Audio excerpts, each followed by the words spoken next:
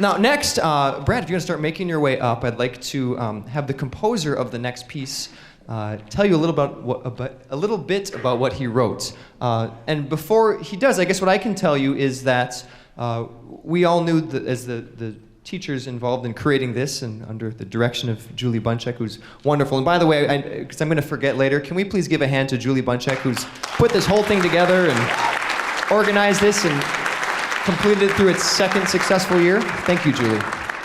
What we basically gave Brad at 5 o'clock last night was a very general theme, which was welcome home, and gave him some example texts that might fit that theme and said, you know, whatever text you want to use that kind of fits that, have at it, and can you please get it to us by 10 a.m.?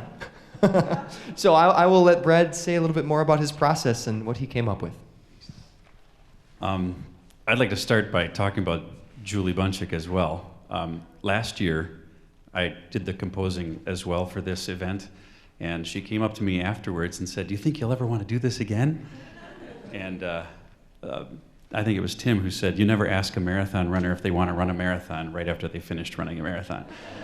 And I honestly didn't know if I'd ever have this opportunity again, but it is a unique experience because composers don't usually get immediate feedback of what they've written. Usually it's months, years even, before you hear somebody perform it. So that makes today a really enjoyable thing for myself. And I hope that it was enjoyable for these people who gave up their Saturday afternoon and evening to make all this music come to life. So I wanted to thank not only Julie and Tim for asking me to do this, but also these people. So thank you guys very much.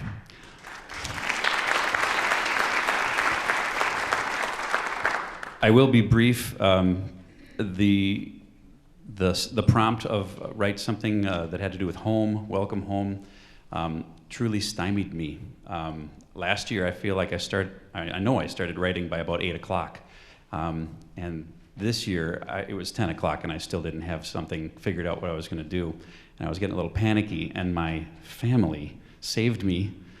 They kind of helped me look through some poetry books that I had at home and scoured the internet with me, looking for things. And just having you guys with me on that journey was really special. So thank you guys.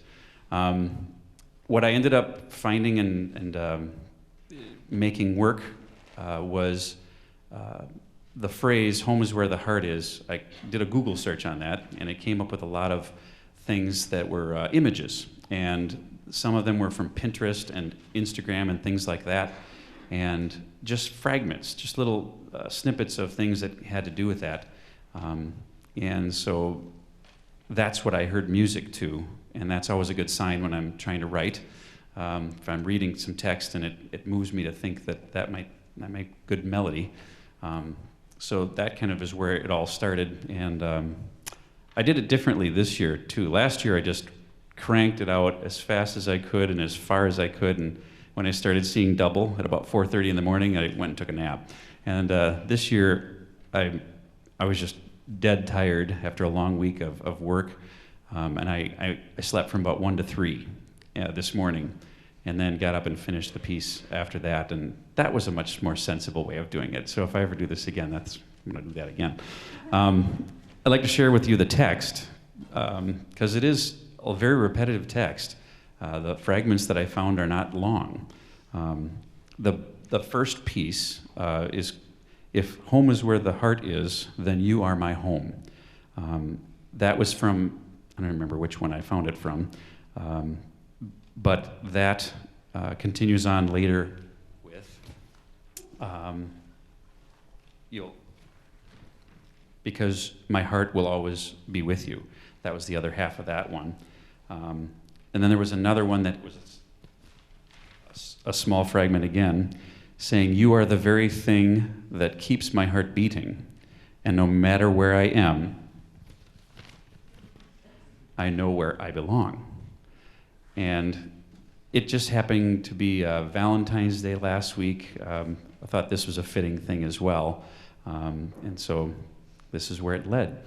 The first thing you're going to hear is a tune that it's kind of like the theme of the whole song, and it gets passed between voice parts, and the guys often end up singing it upside down, meaning melodically, and so it's a little challenging.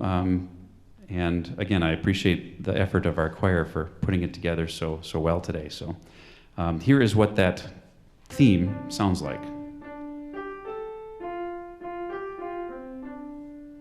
So that was probably one of the first things that I wrote, and that's what you'll hear immediately sung by the altos. So without any further ado,